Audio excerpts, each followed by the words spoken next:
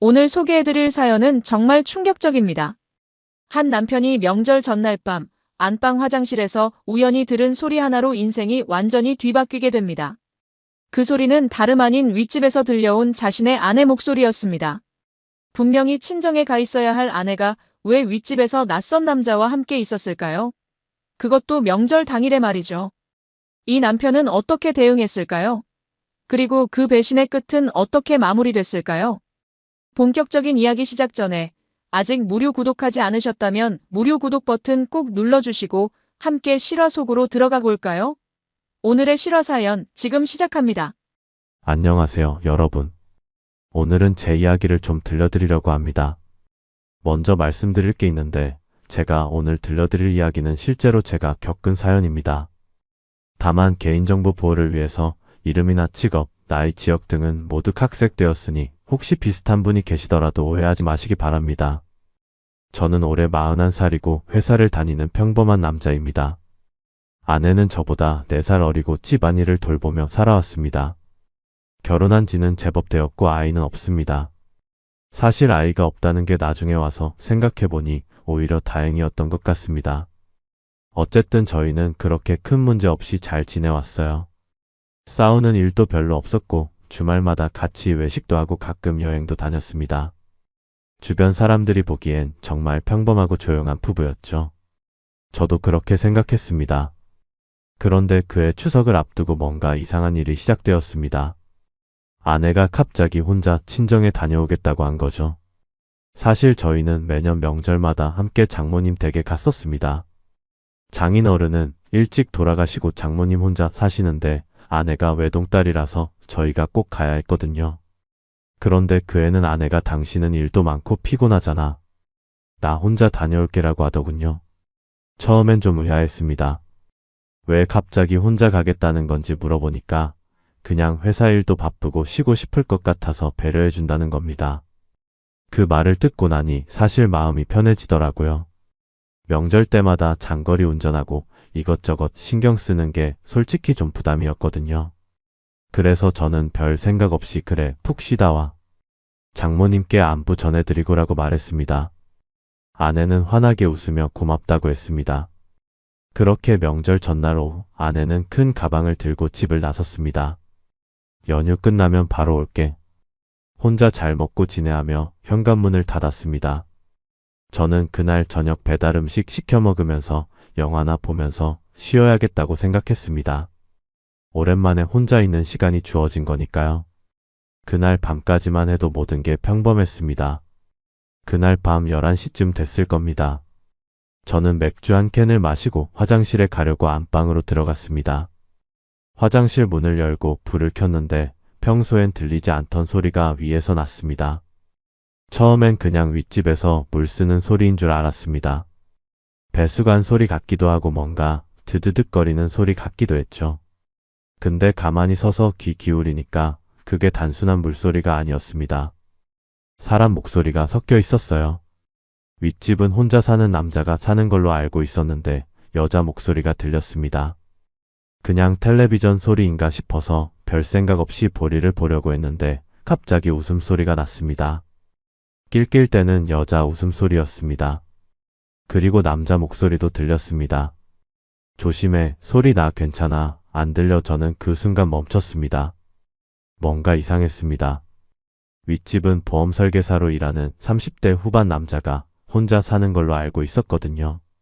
몇 달 전에 엘리베이터에서 마주쳤을 때 가볍게 인사 나눈 적이 있었습니다. 근데 왜 갑자기 여자가 있는 거죠? 여자친구가 생긴 건가 싶었습니다. 그런데 이상하게 신경이 쓰였습니다. 그 여자 목소리가 묘하게 익숙한 느낌이었거든요. 저는 화장실 천장 쪽으로 귀를 기울였습니다. 소리가 더 선명하게 들렸습니다. 남자의 거친 숨소리, 그리고 여자의 짧은 신음 같은 소리. 거기 말고 더 오른쪽 순간 온몸에 소름이 돋았습니다. 그 목소리는 분명히 제 아내 목소리였습니다. 아니, 그럴 리가 없습니다. 아내는 지금 친정에 있는데 어떻게 윗집에서 목소리가 들릴 수가 있죠? 저는 혹시 제가 잘못 들은 건 아닌가 싶어서 다시 귀를 기울였습니다. 조용히 해, 아래층 들리면 어떻게. 이번엔 확실했습니다. 그건 제 아내 유진의 목소리가 맞았습니다. 결혼한 지 그렇게 오래 살았는데 아내 목소리를 못 알아들을 리가 없죠. 남자가 웃으며 말했습니다. 괜찮아, 안 들려. 그래도 스릴 있잖아. 저는 그 자리에 얼어붙었습니다.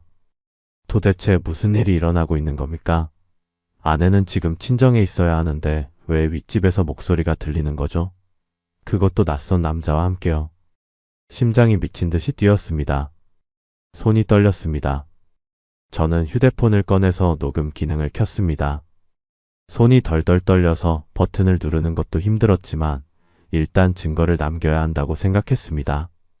몇 분간 녹음을 하고 나서 저는 조심스럽게 화장실을 나왔습니다. 거실로 나와서 소파에 주저앉았습니다. 도대체 이게 무슨 상황입니까? 제 아내가 지금 윗집 남자와 바람을 피우고 있다는 말입니까? 그것도 친정 간다고 거짓말하고서요? 말도 안 됩니다. 믿을 수가 없었습니다. 저는 그날 밤 한숨도 못 잤습니다. 소파에 앉아서 천장만 바라봤습니다. 윗집에서는 1시간쯤 지나자 조용해졌습니다. 불 꺼지는 희미한 인기척도 느껴졌습니다. 아마 잠든 모양이었습니다. 저는 미칠 것 같았습니다. 제 아내가 바로 윗집에서 다른 남자와 자고 있다니요. 새벽 5시쯤 되자 희미하게 날이 밝기 시작했습니다. 저는 다시 안방 화장실로 들어갔습니다. 조용했습니다. 아무 소리도 들리지 않았습니다. 저는 거실로 나와서 아내한테 전화를 걸어볼까 고민했습니다. 하지만 지금 전화하면 들킬 수도 있다는 생각이 들었습니다. 일단 더 지켜봐야겠다고 판단했습니다. 저는 관리실에 전화를 걸었습니다. 여보세요. 2층에 사는 최도윤인데요. 어제 저녁에 엘리베이터 CCTV 영상 좀 확인할 수 있을까요? 무슨 일이신데요? 집에 물건이 좀 없어져서 혹시 누가 드나들었나 확인하고 싶어서요. 관리실 직원은 잠시 망설이더니 아침에 관리실로 오면 보여주겠다고 했습니다. 저는 씻고 옷을 갈아입은 뒤 관리실로 내려갔습니다. 관리실 직원이 컴퓨터 화면을 보여줬습니다. 어제 저녁 시간대 영상을 빨리 감기로 돌렸습니다. 저는 숨을 죽이고 화면을 응시했습니다. 저녁 8시쯤 엘리베이터 안에 두 사람이 보였습니다. 여자와 남자였습니다. 여자는 큰 가방을 들고 있었고 남자는 편한 복장이었습니다. 둘이 웃으며 이야기하고 있었습니다. 정지 좀 시켜주세요. 저는 화면을 자세히 들여다봤습니다. 여자는 모자를 쓰고 있었지만 옆모습이 보였습니다. 제 아내였습니다. 틀림없었습니다. 남자는 윗집에 사는 박현수였습니다. 엘리베이터가 3층에 멈췄고 둘이 함께 내렸습니다. 계속 돌려주세요. 저는 최대한 침착하게 말했습니다. 그 뒤로는 아무도 그 층을 오가지 않았습니다. 새벽 5시까지 영상을 다 확인했지만 아내가 나가는 모습은 없었습니다. 그 말은 아내가 아직도 윗집에 있다는 뜻이었습니다. 영상 파일 좀 보내주실 수 있을까요? 제 이메일로요. 개인정보 때문에 그건 좀 제 아내입니다. 확인 좀 해야 해서요. 저는 솔직하게 말했습니다. 관리실 직원은 난처한 표정을 지었지만 결국 파일을 보내줬습니다. 저는 고맙다고 인사하고 집으로 돌아왔습니다. 증거는 확보했습니다. 이제 다음 단계를 준비해야 했습니다. 그런데 한 가지 더 확인하고 싶은 게 있었습니다. 아내가 정말로 친정에 간 게 아니라는 확실한 증거가 필요했습니다. 저는 장모님께 전화를 걸었습니다. 손이 떨렸지만 최대한 평온한 목소리를 유지했습니다. 어머님, 저 도윤이에요. 아이고, 사위 아침부터 웬일이니? 유진이 잘 도착했나 싶어서 전화드렸습니다. 유진이? 유진이가 왜? 장모님은 의아한 목소리였습니다. 어제 어머님 댁으로 간다고 하던데요. 우리 유진이 어제 안 왔는데? 무슨 소리야? 제 예상이 맞았습니다. 아내는 친정에 가지 않았습니다. 완전히 거짓말이었습니다. 아, 제가 착각했나 봅니다. 어머님, 그럼 저 바빠서 이만 끊겠습니다. 저는 황급히 전화를 끊었습니다. 이제 모든 게 명백해졌습니다. 아내는 친정 간다고 거짓말하고 윗집 남자와 바람을 피우고 있었던 겁니다. 추석 당일 아침이 밝았습니다. 저는 거의 잠을 못 잔 상태였습니다. 아침 9시쯤 아내한테서 문자가 왔습니다. 엄마가 많이 편찮으셔서 이틀쯤 더 있다 올게. 그리고 사진이 한 장 첨부되어 있었습니다. 장모님 댁 거실에서 찍은 사진이었습니다. 아내가 장모님 옆에 앉아서 웃고 있는 사진이었죠. 처음 보면 믿을 만한 사진이었습니다. 그런데 저는 뭔가 이상하다는 느낌이 들었습니다. 사진을 자세히 들여다봤습니다. 배경에 거실창이 보였고 그 창 너머로 텔레비전 화면이 희미하게 비쳤습니다. 텔레비전에서는 뉴스가 나오고 있었는데 화면 하단에 자막이 보였습니다. 저는 그 자막을 확대해서 봤습니다. 몇 달 전에 있었던 대형 화재 사건에 대한 뉴스였습니다. 저는 그 사건을 기억했습니다. 올해 여름에 있었던 일이었습니다. 그러니까 이 사진은 지금 찍은 게 아니라 몇 달 전에 찍어둔 사진이라는 겁니다. 아내가 미리 찍어둔 사진을 지금 보낸 거죠. 저는 소름이 돋았습니다. 이렇게까지 치밀하게 거짓말을 할 수가 있습니까? 얼마나 오래전부터 계획한 걸까요? 저는 아내한테 답장을 보냈습니다. 그래, 장모님 빨리 쾌차하시길. 천천히 있다 와. 최대한 평범하게 보냈습니다. 아직은 들키면 안 됩니다. 증거를 더 모아야 하니까요. 추석 연휴 사흘 동안 저는 집에만 있었습니다. 윗집에서는 가끔 소리가 들렸습니다. 웃음소리, 음악소리, 이것저것 요리하는 소리. 아내와 그 남자가 마치 신혼부부처럼 지내고 있는 것 같았습니다. 저는 미칠 것 같았지만 참았습니다. 안방 화장실에 갈 때마다 천장에서 들려오는 소리를 녹음했습니다. 대화소리, 웃음소리 모든 걸 기록했습니다. 증거는 많을수록 좋으니까요. 연휴 마지막 날 새벽, 저는 위층으로 올라가 안 쓰던 핸드폰을 피상구에 세워두고 녹화 버튼을 눌러뒀습니다. 윗집 현관문 쪽이 잘 보이도록 말이죠. 다음날 아침 7시쯤 저는 현관문 밖으로 나가서 2층과 3층 사이 계단에 앉아 윗집에서 아내가 나오기를 기다렸습니다. 1시간쯤 있자 윗집 현관문이 열렸습니다. 아내가 큰 가방을 들고 나왔습니다. 박현수가 현관 앞까지 나와서 아내를 배웅했습니다. 둘이 가볍게 포옹하고 아내가 엘리베이터 쪽으로 걸어갔습니다. 저는 숨어서 그 모습을 다 봤습니다. 구역질이 났지만 참았습니다. 아내가 엘리베이터를 타고 내려간 뒤 저는 얼른 핸드폰을 챙겨 들고 다시 집으로 들어갔습니다. 다행히 아내는 바로 집으로 오지 않았고 한 20분쯤 지나자 현관 비밀번호 누르는 소리가 들렸습니다. 문이 열리고 아내가 들어왔습니다. 다녀왔어. 아내는 환하게 웃으며 인사했습니다. 제가 소파에서 일어나서 물었습니다. 엄마는 좀 괜찮으셔? 응, 이제 좀 나아지셨어. 그래도 며칠 더 계속 지켜봐야 할 것 같아. 아내는 자연스럽게 거짓말을 했습니다. 표정 하나 변하지 않았습니다. 마치 정말로 친정에 다녀온 것처럼요. 저는 속으로 분노가 치밀어 올랐지만 겉으로는 아무렇지 않은 척했습니다. 그래, 고생했어. 씻고 쉬어. 아내는 고맙다며 안방으로 들어갔습니다. 저는 거실에 혼자 남아서 주먹을 꽉 쥐었습니다. 아내가 집에 온 뒤 며칠은 평범하게 지나갔습니다. 아내는 언제 그랬냐는 듯이 일상으로 돌아왔습니다. 아침마다 저한테 밥 차려주고 출근할 때 현관까지 배웅해주고 저녁에는 같이 텔레비전 보면서 시간을 보냈습니다. 겉으로 보기엔 정말 평범한 부부였습니다. 하지만 저는 달랐습니다. 제 머릿속은 온통 그 생각뿐이었습니다. 어떻게 대응해야 할지 밤마다 고민했습니다. 일주일쯤 지났을 때 저는 변호사 사무실을 찾아갔습니다. 상담을 받으려고요. 변호사는 50대 중반쯤 되어 보이는 여자였습니다. 제 이야기를 다 듣고 나서 차분하게 말했습니다. 증거는 충분합니다. CCTV 영상, 녹음 파일까지. 상간자 소송 걸기엔 부족함이 없어요. 소송 거는데 얼마나 걸립니까? 준비 기간 포함해서 한 달 정도면 됩니다. 그 전에 추가 증거를 좀 더 확보하시면 더 좋겠습니다. 변호사는 구체적으로 어떤 증거를 더 모으면 좋을지 알려줬습니다. 문자 메시지 기록, 통화 내역, 카드 사용 내역 같은 것들이었습니다. 저는 집에 돌아와서 기회를 노렸습니다. 며칠 뒤 아내가 샤워하러 들어갔을 때 거실에 놔둔 휴대폰을 열어봤습니다. 비밀번호는 알고 있었습니다. 제 생일이었거든요. 참 아이러니했습니다.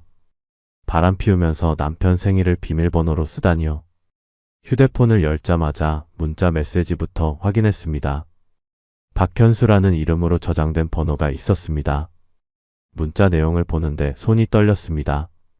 어제 너무 좋았어. 다음엔 언제 볼까? 다음 주쯤 남편 출장 간대. 그때 갈게. 기대된다. 이번엔 좀 더 조심해야겠네. 걱정 마. 문자를 읽는데 구역질이 났습니다. 어떻게 이럴 수가 있습니까? 저는 재빨리 문자 내용을 제 휴대폰으로 사진 찍어서 저장했습니다. 통화 기록도 확인했습니다. 박현수와 거의 매일 통화했더군요. 길게는 1시간씩도 통화했습니다. 문자 대화 내용을 더 스크롤해서 올라가 봤습니다. 몇 달 전 대화들이 나왔습니다. 처음 시작한 시기를 가늠할 수 있었습니다. 올해 여름쯤부터였습니다. 그러니까 넉 달 정도 됐다는 겁니다. 저는 휴대폰 갤러리도 확인했습니다. 몇 장의 사진이 눈에 띄었습니다. 모텔로 보이는 곳에서 찍은 셀카였습니다. 아내와 박현수가 함께 찍은 사진들이었습니다. 역겨웠지만 일단 증거니까 다 사진으로 찍어뒀습니다. 카드 사용 내역은 인터넷 뱅킹 앱에서 확인할 수 있었습니다. 모텔, 호텔, 레스토랑. 제가 모르는 곳들이 잔뜩 찍혀 있었습니다. 모두 제가 회사에 있던 시간대였습니다. 이 사람들은 제가 일하는 동안 만나서 불륜을 저질렀던 겁니다. 샤워 소리가 멈췄습니다. 저는 재빨리 휴대폰을 원래 자리에 두고 소파에 앉았습니다. 아내가 수건으로 머리를 감싸고 나왔습니다. 뭐해? 그냥 뉴스 보고 있어. 저는 최대한 자연스럽게 대답했습니다. 아내는 의심하는 기색 없이 안방으로 들어갔습니다. 증거는 충분했습니다. 이제 결정을 내려야 했습니다. 그런데 한 가지 더 확인하고 싶은 게 있었습니다. 이 두 사람이 정확히 언제 만나는지 패턴을 파악하고 싶었습니다. 다음 주 저는 일부러 출장 간다고 거짓말을 했습니다. 여보, 다음 주 화요일부터 이틀 출장 가야 할 것 같아. 월요일 저녁 저는 아내한테 말했습니다. 아내의 눈빛이 미묘하게 변했습니다. 기대감 같은 게 스쳐 지나갔습니다. 어디로 가는데? 부산 쪽으로. 거래처 미팅이 있어서 그럼 수요일에 돌아오는 거야? 응, 수요일 저녁쯤 들어올 것 같아. 아내는 고개를 끄덕였습니다. 표정은 침착했지만 저는 알 수 있었습니다. 아내가 속으로 계산하고 있다는 걸요. 화요일 아침 저는 출근하는 척하고 집을 나갔습니다. 큰 가방까지 들고 나가서 진짜 출장 가는 것처럼 연출했습니다. 하지만 저는 회사 근처 숙박업소에 방을 잡아놨습니다. 거기서 대기하면서 집 상황을 지켜볼 계획이었습니다. 아침 10시쯤 아내한테서 문자가 왔습니다. 잘 도착했어? 응, 지금 거래처 가는 중. 저는 답장을 보내고 휴대폰을 내려놨습니다. 1시간쯤 지나자 아내한테서 전화가 왔습니다. 제가 정말 부산에 있는지 확인하는 전화였습니다. 지금 뭐해? 회의 중이야. 왜? 아니, 그냥. 점심은 먹었어? 아직. 회의 끝나고 먹으려고. 그래. 잘 다녀와. 아내는 안심한 듯 전화를 끊었습니다. 저는 오후 2시쯤 집으로 돌아갔습니다. 조심스럽게 현관 비밀번호를 눌렀습니다. 문을 열고 들어가는데 집은 조용했습니다. 거실엔 아무도 없었습니다. 저는 숨을 죽이고 안으로 들어갔습니다. 그때 천장에서 소리가 들렸습니다. 윗집에서 들려오는 소리였습니다. 여자의 웃음소리, 남자의 목소리. 제 예상이 맞았습니다. 아내는 지금 윗집에 있었습니다. 저는 안방 화장실로 들어갔습니다. 천장에 귀를 기울였습니다. 명확하게 들렸습니다. 남편은 내일 저녁에 들어온다며? 응, 그러니까 오늘 실컷 놀아도 돼. 좋아. 저녁도 여기서 먹자. 저는 다시 휴대폰으로 녹음을 시작했습니다. 이번엔 더 명확한 대화 내용을 녹음할 수 있었습니다. 1시간쯤 녹음하고 나서 저는 조용히 집을 나왔습니다. 다시 숙박업소로 돌아갔습니다. 이제 마지막 준비를 할 시간이었습니다. 저는 변호사한테 연락했습니다. 추가 증거 확보했습니다. 이제 진행하시죠. 알겠습니다. 서류 준비해서 연락드리겠습니다. 수요일 저녁 저는 진짜로 집으로 돌아왔습니다. 현관문을 열고 들어가니 아내가 거실에서 텔레비전을 보고 있었습니다. 다녀왔어? 응, 잘 있었어? 응. 출장은 어땠어? 괜찮았어. 피곤한 저는 짐을 내려놓고 소파에 앉았습니다. 아내가 물을 가져다 줬습니다. 겉으로는 평범한 부부의 모습이었습니다. 하지만 며칠 뒤면 모든 게 무너질 거라는 걸 저만 알고 있었습니다. 일주일 뒤 변호사한테서 연락이 왔습니다. 서류 준비 다 됐습니다. 이제 결정하시면 됩니다. 저는 잠시 고민했습니다. 정말 이렇게 끝내야 하나? 혹시 아내한테 한 번 더 기회를 줘야 하나? 하지만 아내의 거짓말이 떠올랐습니다. 명절에 친정 간다고 속이고 윗집에서 바람을 피웠던 일, 제가 출장 간 사이에 또다시 만났던 일. 모든 게 계획적이었습니다. 용서할 수 없었습니다. 진행하세요. 저는 변호사에게 말했습니다. 월요일 아침 아내가 장을 보러 나간 사이에 택배가 왔습니다. 내용 증명이었습니다. 저는 그걸 거실 테이블 위에 올려놨습니다. 1시간 뒤 아내가 장바구니를 들고 돌아왔습니다. 현관에서 신발을 벗으며 물었습니다. 택배 왔어? 응, 테이블 위에 있어. 아내가 거실로 들어와서 봉투를 집어들었습니다. 내용 증명이라는 글자를 보는 순간 아내의 얼굴이 굳어졌습니다. 봉투를 뜯어서 내용을 읽기 시작했습니다. 손이 떨렸습니다. 종이를 읽는 아내의 얼굴에서 핏기가 사라졌습니다. 이게 뭐야? 아내가 떨리는 목소리로 물었습니다. 저는 소파에 앉아서 차분하게 대답했습니다. 보면 알잖아. 상간자 소송이랑 이혼 소송 예고 통지야. 당신 언제부터 알고 있었어? 추석 때부터. 아니, 정확히는 추석 전날 밤부터. 아내는 그 자리에 주저앉았습니다. 손에서 종이가 떨어졌습니다. 어떻게 윗집에서 소리 다 들렸어? 안방 화장실에서 아내 입술이 파르르 떨렸습니다. 말을 잇지 못했습니다. 저는 태블릿을 꺼내서 관리실에서 받아온 CCTV 영상을 재생했습니다. 이것도 봐. 화면에는 아내가 박현수와 함께 엘리베이터를 타고 3층에서 내리는 모습이 나왔습니다. 추석 전날 저녁 영상이었습니다. 아내는 화면을 보며 눈물을 흘렸습니다. 그리고 이것도 저는 녹음 파일을 재생했습니다.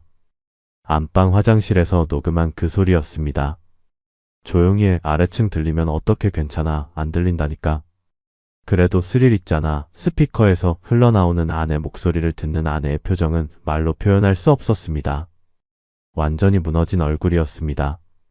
그리고 이것도 있어. 저는 휴대폰에 저장해둔 문자 메시지 사진들을 보여줬습니다. 박현수와 주고받은 문자들, 모텔에서 찍은 사진들, 카드 사용 내역까지. 모든 증거를 다 보여줬습니다. 아내는 그냥 울기만 했습니다. 변명조차 하지 못했습니다. 저는 냉정하게 말을 이었습니다. 얼마나 오래된 거야? 아내가 흐느끼며 대답했습니다. 여름부터 넉 달쯤. 어떻게 시작된 거야? 그 사람이 윗집으로 이사오고 얼마 안 됐을 때 보험 리모델링 상담한다고 하다가 그때 커피 한잔 하면서 이야기하다가 그냥 그렇게 됐어. 그냥 그렇게? 결혼한 사람이 어떻게 그냥 그렇게 될 수가 있어? 아내는 대답하지 못했습니다. 그냥 울기만 했습니다. 저는 더 이상 참을 수가 없었습니다. 추석 때는 왜 거짓말했어? 친정 간다고 하고 윗집에서 뭐 한 거야? 미안해. 정말 미안해. 미안하다고? 그게 끝이야? 넉 달 동안 바람 피우고 미안하다고 하면 다야? 저는 소리를 질렀습니다. 결혼하고 처음으로 아내한테 소리를 지른 것 같습니다. 아내는 계속 울면서 용서를 빌었습니다. 하지만 저는 더 이상 듣고 싶지 않았습니다. 오늘 당장 집 나가. 변호사 통해서 연락할 거야. 제발 한 번만 용서해줘. 용서? 넉 달 동안 거짓말하고 바람 피운 사람을 어떻게 용서해? 아내가 제 앞에 무릎을 꿇었습니다. 손을 붙잡으려고 했습니다. 저는 손을 뿌리쳤습니다. 당신 부모님한테도 이미 다 말했어. 장모님한테 전화해서 당신 추석 때 안 갔다는 것도 확인했고 아내의 얼굴이 더 하얗게 변했습니다. 엄마한테도? 응. 그러니까 친정 가봤자 소용없어. 짐 싸. 저는 냉정하게 말했습니다. 아내는 한참을 울다가 결국 일어났습니다. 안방으로 들어가서 짐을 쌌습니다. 1시간쯤 지나자 큰 가방 하나를 들고 나왔습니다. 정말 다시 생각해 볼 수 없어? 없어. 아내는 현관 앞에서 한참을 서 있었습니다. 저는 뒤돌아보지 않았습니다. 결국 문 열리는 소리가 났고 닫히는 소리가 났습니다. 아내가 나갔습니다. 저는 소파에 주저앉았습니다. 긴장이 풀리니까 온몸에 힘이 빠졌습니다. 며칠 뒤 박현수한테도 내용 증명이 발송됐습니다. 상간자 소송 예고 통지였습니다. 일주일쯤 지나자 박현수 측 변호사한테서 연락이 왔습니다. 합의를 하고 싶다는 내용이었습니다. 하지만 저는 거절했습니다. 합의 안 합니다. 법정에서 봅시다. 제 변호사가 물었습니다. 확실하십니까? 합의하면 빨리 끝나고 금액도 비슷하게 받을 수 있는데요. 상관없습니다. 법정에서 제대로 판결받고 싶습니다. 저는 단호하게 말했습니다. 이건 돈 문제가 아니었습니다. 제대로 된 처벌을 받게 하고 싶었습니다. 한 달쯤 지나자 재판 날짜가 잡혔습니다. 그 사이 아내한테서 몇 번 연락이 왔습니다. 용서해달라는 내용이었습니다. 하지만 저는 답장하지 않았습니다. 재판 전날 밤 장모님한테서 전화가 왔습니다. 사위야, 우리 유진이 한 번만 용서해주면 안 되겠니? 장모님, 죄송하지만 그건 안 됩니다. 그래도 그렇지 어떻게 이혼까지 하려고 하니? 한 번 실수한 건데. 한 번 실수가 아니라 넉 달 동안 계속된 일입니다. 게다가 저한테 거짓말까지 하면서요. 장모님은 한숨을 쉬었습니다. 그래도 생각 좀 해봐줘. 유진이가 지금 너무 힘들어하고 있어. 제가 더 힘들었습니다. 죄송합니다. 저는 전화를 끊었습니다. 재판 당일 법정에는 아내와 박현수 그리고 각자의 변호사들이 나왔습니다. 아내는 제 얼굴을 제대로 쳐다보지도 못했습니다. 많이 야위어 있었습니다. 박현수는 긴장한 표정으로 앉아 있었습니다. 재판이 시작되자 제 변호사가 증거들을 제출했습니다. CCTV 영상, 녹음 파일, 문자 메시지, 통화 기록, 카드 사용 내역, 사진들까지 모든 게 명백했습니다. 판사는 증거들을 검토하고 나서 박현수한테 물었습니다. 피고는 원고 배우자와 부적절한 관계를 가진 사실을 인정합니까? 박현수는 고개를 숙이고 대답했습니다. 네, 인정합니다. 판사는 아내한테도 물었습니다. 증인은 피고와 부적절한 관계를 가진 사실을 인정합니까?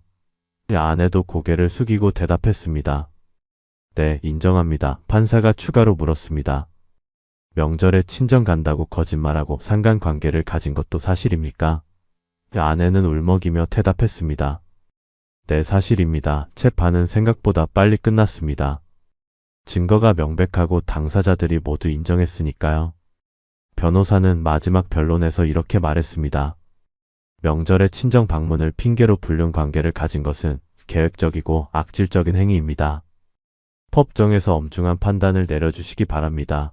판사는 판결문을 낭독했습니다. 피고 박현수는 원고에게 위자료 3천만 원을 지급하라. 명절을 이용한 계획적 불륜 행위로 정신적 고통이 극심했던 점을 고려하여 위자료를 책정했음. 그리고 이혼 소송 부분에서는 이렇게 판결했습니다. 원고의 이혼 청구를 인용한다. 혼인관계를 해소하며 재산 분할은 원고에게 7대3의 비율로 한다. 피고의 유책행위가 명백하므로 재산 분할에서도 이를 반영한 아내가 제기한 역이혼 청구는 기각됐습니다. 잘못한 쪽이 이혼을 요구할 수는 없으니까요. 재판이 끝나고 법정을 나오는데 아내가 복도에서 기다리고 있었습니다. 저를 보자 다가왔습니다. 한 번만 더 이야기 좀 할 수 있을까? 할 말 없어. 제발 나 이제 어떻게 살아? 그건 당신이 알아서 할 일이야. 저는 그냥 걸어갔습니다. 아내가 뒤에서 울부짖는 소리가 들렸지만 뒤돌아보지 않았습니다. 며칠 뒤 박현수한테서 위자료가 입금됐습니다. 3천만 원. 저는 그 돈을 보면서 허탈하게 웃었습니다. 돈으로 배신감이 치유되는 건 아니었습니다. 하지만 최소한 책임은 지게 한 겁니다. 한 달쯤 지나자 이혼이 정식으로 확정됐습니다. 저는 혼자가 됐습니다. 처음엔 좀 허전했습니다. 집에 혼자 있으니까 척척하더군요. 하지만 시간이 지나면서 적응했습니다. 혼자 사는 게 나쁘지 않았습니다. 적어도 배신당할 일은 없으니까요. 아내는 어떻게 됐는지 나중에 들었습니다. 친정으로 가려고 했지만 장모님이 받아주지 않으셨답니다. 딸이 잘못한 걸 너무 잘 아시니까요. 결국 원룸을 얻어서 혼자 살고 있다고 했습니다. 직장도 구했다는데 전업주부로 오래 살다가 갑자기 일하려니 쉽지 않을 겁니다. 주변 사람들도 다 등을 돌렸다고 들었습니다. 동네에서 소문이 퍼졌거든요. 박현수는 아예 이사를 갔습니다. 위자료 낸 뒤 한 달도 안 돼서 이삿짐을 쌌습니다.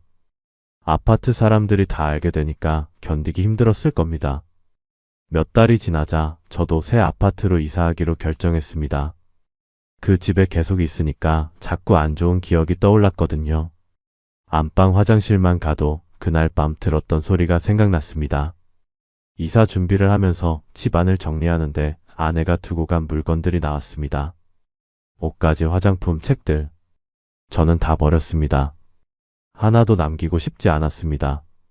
이사하는 날 아침, 저는 마지막으로 안방 화장실에 들어갔습니다. 천장을 올려다봤습니다. 이제 윗집은 새 입주자가 들어왔다고 들었습니다. 젊은 신혼부부라고 하더군요. 조용했습니다. 아무 소리도 들리지 않았습니다. 저는 변기 물을 내렸습니다. 물 내려가는 소리가 울렸습니다. 이상하게 그 소리가 시원하게 들렸습니다. 이제 이 소리는 그냥 물소리일 뿐이었습니다. 더 이상 배신의 증거가 아니었습니다.